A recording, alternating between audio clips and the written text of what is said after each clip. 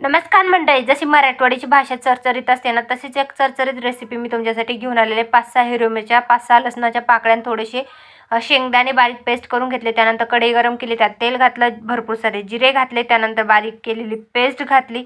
Paste जी आहे ना तर ती तेलामध्ये छान परतवून घेतली. त्यानंतर चवीपुरतं वरतून मीठ घातलं. मीठ घातल्याने काय होतं ना, आपली जी रेसिपी आहे ना तर ती कढईला लागत नाही. त्यानंतर छान आलटीपलटी करून घेतलं. त्यानंतर त्याच्यामध्ये घातलं 1 चमचा शेंगदाण्याची कूट घालायचं आहे. शेंगदाण्याचा कूट घातल्यानंतर अर्धा चमचा त्याच्यामध्ये घालायचं आहे लाल तिखट. पुन्हा मिक्स करून घ्यायचं आहे.